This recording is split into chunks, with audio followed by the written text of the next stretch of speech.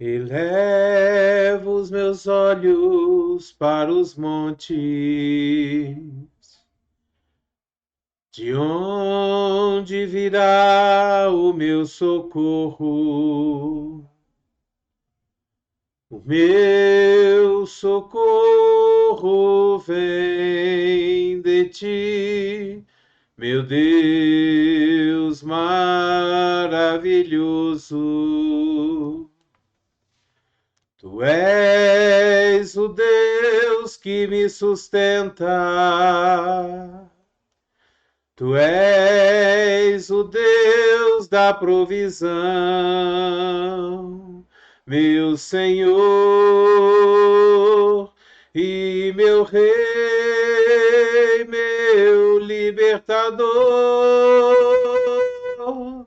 Senhor dos senhores, tu és meu Rei e meu Redentor, meu Pai,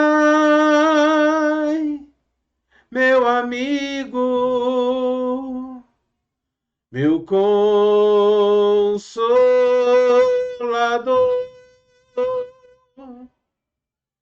Sempre que eu preciso, eu posso ir até a ti. O Senhor dá ordens aos teus anjos a meu respeito, e eles trazem as bênçãos para mim. Aleluia, Senhor. Deus maravilhoso, Deus glorioso, Pai de poder e glória. Louvado e engrandecido seja o teu nome, Senhor. Louvado e engrandecido seja o teu nome. O meu socorro vem de ti, Pai. O Senhor é o meu Deus. E eu quero te fazer uma pergunta. A você, sim, a você. Quem é o seu Deus? Em quem você confia quando você está passando por problemas, quando você precisa de auxílio, quando você precisa de socorro, quando as coisas dentro de casa começam a faltar? Quem foi que te deu a ordem para que você abrisse um ministério? Quem é que sustenta o ministério ao qual você é líder? Em quem está apoiado a sua confiança? Em quem ou em que está apoiada a sua confiança? Hoje em dia eu tenho visto as pessoas, quando têm necessidade de alguma coisa, elas saem ligando para todo mundo que elas conhecem. Eu vejo isso mais ou menos como uma roleta russa. Vocês sabem o que é roleta russa? Roleta russa era um jogo que se jogava antigamente, onde as pessoas pegavam uma arma, colocavam uma bala, batia no tambor e ia dando tiro. Isso se chamava e se chama até hoje de roleta russa. E as pessoas estão jogando com Deus na hora das suas dificuldades, na hora da sua necessidade. As pessoas estão jogando uma roleta russa. Sabe por quê? Porque elas passam a ligar para as pessoas: Fulano, Ciclano, Beltrano. É um jogo de 50-50. 50% para receber um sim, 50% para receber um não. E hoje em dia, nos tempos que nós estamos vivendo, na maioria das vezes se recebe um não. A gente precisa entender que quem nos sustenta, quem é o nosso socorro, quem comanda as coisas é Deus. Deus é quem sabe. Aqueles que ele levanta para auxiliar, aqueles que ele levanta para sustentar, aquele que ele pode contar, que ele pode usar para sustentar a sua obra. Hoje em dia nós vemos diversas igrejas que são abertas e passam por dificuldades para pagar o seu aluguel, para pagar os seus funcionários, para pagar uma conta de água, de luz. Sabe por quê? Porque são ministérios que não foram ordenados por Deus a sua abertura. Porque Deus, ele garante. Os ministérios que Deus manda abrir, ele sustenta. Ele levanta pessoas para sustentar. As pessoas que Deus chama para viver da obra e que são verdadeiramente ungidas por Deus para isso, Deus chama e sustenta. Sabe, os pastores, eles são tidos como embaixadores de Deus na terra. Quando tem um país e ele tem uma embaixada fora, em outro país, em outra capital, em outro lugar, o embaixador que vai para lá tomar conta dos negócios daquele país lá fora, ele não precisa ficar implorando pelo amor de Deus e pedindo pelo amor de Deus para que as pessoas o ajudem a pagar o aluguel da embaixada, a pagar o salário dos funcionários da embaixada, a pagar o sustento, a comida do embaixador que está lá para fazer a obra daquele país que o enviou. Você acha que Deus, soberano rei, o dono da prata e do ouro, você acha que ele deixaria os seus embaixadores passarem necessidade e envergonharem o seu próprio nome? Hoje nós vemos muitas pessoas que, quando passam por alguma necessidade, ao invés de colocar os seus joelhos no chão e orar a Deus e dizer: olha, Deus, eu estou com essa e com essa necessidade. Levanta pessoas para que me acudam. Levanta pessoas, Senhor, envia os teus servos. Não, elas pegam o seu telefone e saem ligando para todo mundo. Nesse jogo de roleta russa, com 50% de chance de receber aquilo que elas querem e 50% de chance de não receber. Será que isso é fé? Será que isso é andar e viver por fé? No livro de 2 Samuel, no capítulo 22, no versículo 7, nós lemos o seguinte: na minha angústia, clamei ao Senhor, clamei ao meu Deus. Do seu templo, ele ouviu a minha voz. O meu grito de socorro chegou aos seus ouvidos. Sabe, na angústia nós temos que clamar a Deus. Ele é o primeiro.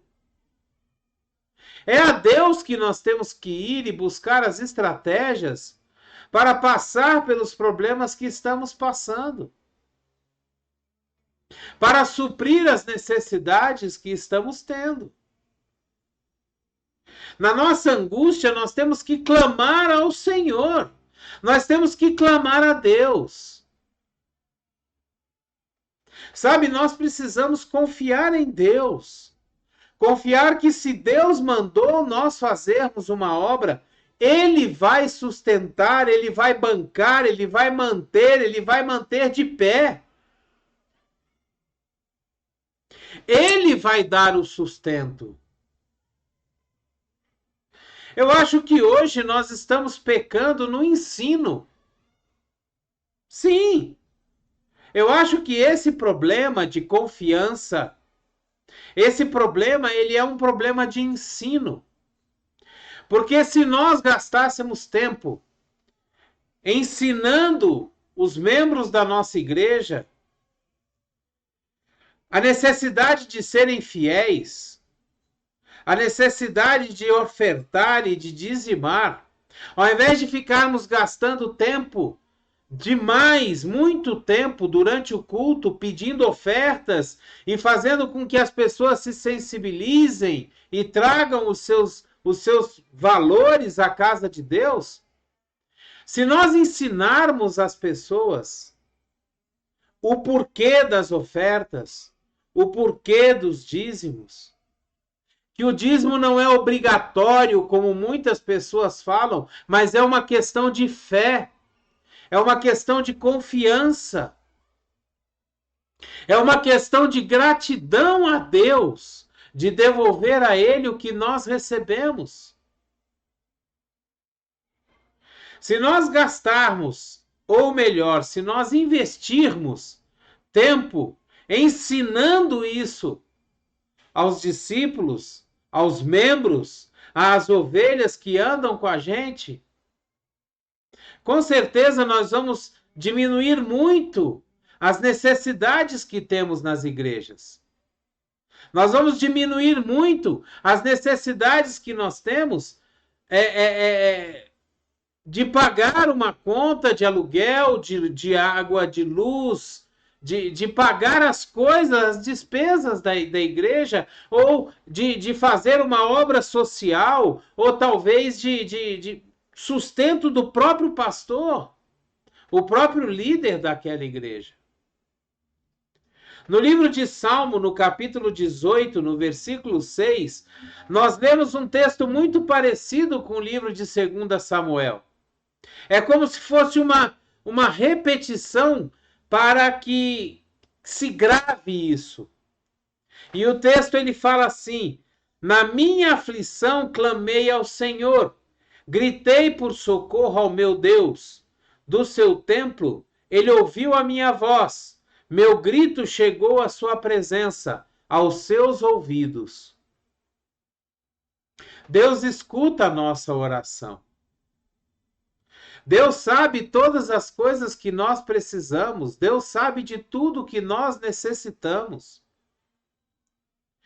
A primeira instância, a primeira coisa que nós temos que fazer quando estamos passando por alguma necessidade, quando temos que fazer uma obra social, quando vemos que pessoas dependem daquilo que a igreja precisa passar para elas, é colocar o nosso joelho no chão, é orar a Deus e falar: Senhor, olha, eu tenho desejo de fazer essa obra, eu tenho desejo de ajudar essas pessoas, eu tenho desejo de fazer isso ou aquilo. Manda, Senhor, os recursos, me abençoa para que eu possa abençoar as pessoas. Com certeza, Deus vai levantar pessoas para estar apoiando, estar ajudando, estar sustentando essa obra, se isso for da vontade dele. Porque muitas vezes as obras que nós nos propomos a fazer são planos e desejos do nosso próprio coração. Não vem do coração de Deus. E se são planos do nosso próprio coração, Deus não tem nada a ver com isso. A gente precisa entender isso também. Se nós decidimos fazer a nossa obra, o nosso desejo, e isso não vem de Deus, Deus não tem nada a ver com isso. Ele permite que você vá adiante. Ele permite que você prossiga com os seus desejos, com os seus planos. Mas ele também vai permitir que você passe pelos problemas. e resolva os problemas, porque os planos são seus, não são dele. Muitas vezes nós estamos passando por necessidade porque estamos fazendo coisas que Deus não mandou que a gente faça. Olha o que aconteceu com Abraão e Ló, quando os dois estavam juntos e começaram a prosperar em demasia. Os seus rebanhos cresceram, a quantidade de pastores que trabalhava para eles cresceu, e eles começaram a ter o quê? Problemas? Problemas, sim, brigas entre os pastores de um e de outro. Por quê? Porque Abraão desobedeceu o Senhor quando ele saiu da sua terra. Porque Deus falou para Abraão o quê? Abraão, saia da sua terra, deixe a sua parentela, saia da casa do seu pai e vá para a terra que eu te mostrarei. Em momento algum, Deus falou para Abraão levar Ló com ele. Em momento algum foi dito a Abraão, leve o teu sobrinho Ló contigo. Mas Abraão sentiu no seu coração, uma vez que seu irmão havia falecido, ele pegou Ló e levou com ele. Então, eu imagino que Deus tem olhado e falado, a responsabilidade é sua. Não foi isso que eu falei para você fazer, mas a responsabilidade é sua. E chegou num ponto aonde eles tiveram que se separar. Chegou num ponto aonde as brigas começaram, as desavenças começaram, os problemas começaram. E a primeira coisa que Abraão fez foi chegar para Ló e falar, olha, escolhe para onde você quer ir. Olhe, as terras estão aí. Escolhe para onde você quer ir. Para o lado que você for, eu vou para o lado contrário. E assim também é nossa vida.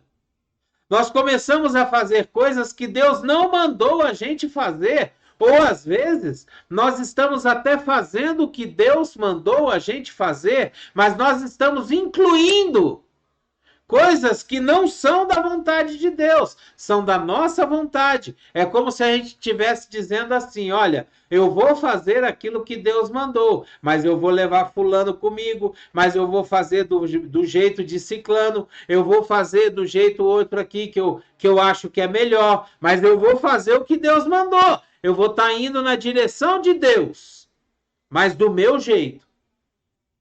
Isso não é obediência. Isso não é andar por fé. Isso não é andar de acordo com aquilo que Deus mandou. Nós estamos fazendo o que Deus mandou, do nosso jeito. Jesus foi bem claro uma vez quando ele falou o seguinte, Jesus propôs uma parábola. Ele disse o seguinte, o fazendeiro chegou para um filho e falou, vá trabalhar na vinha. E o filho falou para ele, tá bom pai, eu vou, e não foi. O outro ele chegou e falou, vá trabalhar na vinha. E o filho respondeu, não pai, eu não vou, mas depois se arrependeu e foi. E Jesus fala assim, quem foi que fez a vontade de Deus? E as pessoas falaram, aquele que foi, mesmo tendo dito que não ia. Na nossa vida é a mesma coisa. Às vezes Deus manda que a gente faça as coisas e a gente diz assim, tá bom Deus, eu vou. Mas faz do nosso jeito. Como a gente pensa, do jeito que a gente acha. E as coisas começam a dar errado. No livro de Salmos, no capítulo 5, no versículo 2, nós lemos assim, atenta para o meu grito de socorro, meu rei e meu Deus, pois é a ti que imploro. Eu imploro a ti, Senhor, não é a outro. É a ti que eu vou quando eu tenho necessidade, Pai. É a ti, meu Deus, que eu vou quando eu estou precisando de alguma coisa. No livro de Salmo também, no capítulo 40, no versículo 17, nós vemos assim, quanto a mim, sou pobre e necessitado, mas o Senhor preocupa-se comigo. Tu és o meu socorro e o meu libertador. Meu Deus, não te demores. A confiança do salmista é tão grande que a única coisa que ele pede a Deus é que Deus não se demore. Ele tem tanta certeza que Deus vai fazer, que a única coisa que ele pede a Deus é que Deus não se demore. Nós precisamos ter essa certeza, nós precisamos ter essa fé, esse entendimento de que Deus vai fazer como ele sempre fez. E parar de confiar nas pessoas, parar de confiar nos outros, parar de jogar esse jogo de roleta russa, aonde nós temos uma chance de receber e uma chance de não receber, e confiar em Deus, que é 100% de chance de receber, uma vez que nós estejamos fazendo a sua vontade. No livro de João, no capítulo 6, versículo 68, nós vemos a palavra de Deus nos dizer o seguinte: Simão Pedro lhe respondeu: Senhor Jesus, para quem iremos, se só tu tens as palavras de vida eterna? Eu vou contar com quem, Jesus? Se só o Senhor tem as palavras de vida eterna. Eu vou contar com quem, meu Senhor? Se só o Senhor pode me dar aquilo que eu preciso. Que essa palavra hoje venha nos trazer o ensinamento de todas as vezes que nós estivermos precisando de alguma coisa, nós nos dirigirmos primeiramente a Deus. Se nós estamos doentes, que nós peçamos primeiramente a cura a Deus e depois a gente vai no hospital. Se nós estamos precisando de alguma coisa material, que nós vamos a Deus em primeiro lugar. E depois, diante daquilo que Deus colocar para nós, nós vamos até as pessoas. Ou o próprio Deus vai fazer com que as pessoas se levantem e nos procurem para nos abençoar, para dar o que é necessário. Que essa palavra venha aumentar a nossa fé, a nossa esperança de que Deus é o nosso Pai, aquele que nos supre, aquele que nos sustenta, aquele que nos mantém de pé. Nós não precisamos ficar pedindo, se nós temos um Pai que tudo nos dá. Nós só temos que confiar e esperar o tempo de Deus para chegar até nós. Que essa palavra venha nos trazer essa fé, que venha nos ensinar que Deus supre as nossas necessidades, sempre que nós estivermos andando nos seus caminhos e cumprindo com a sua vontade. Glória a Deus! Aleluia! Dê o seu like, o seu gostei, o seu joinha. Se você puder e quiser, assine o nosso canal. Mande essa palavra para todos os seus contatos, para todas as suas redes sociais. Permita que várias outras pessoas escutem e aprendam com essa palavra. Passem a confiar cada vez mais em Deus que nos chamou, o nosso Pai que nos sustenta, que não deixa que nada nos falte, em nome de Jesus. Seja uma bênção. Peça a Deus para derramar bênção sobre a sua vida, a fim de que você possa ser um abençoador de outras pessoas, aonde quer que você esteja. Em nome de Jesus. Glória a Deus. Aleluia. Que a graça e a paz do nosso Senhor Jesus Cristo, o grandioso e infinito amor do Pai, a comunhão e as doces consolações do Espírito Santo estejam sobre a sua vida, sua casa, sua família, sua empresa, seu trabalho, sua escola, aonde quer que você esteja. Que você seja uma bênção na vida das pessoas que te rodeiam, em nome de Jesus. Amém? Glória a Deus. Aleluias. Abreijos para você e até o próximo vídeo.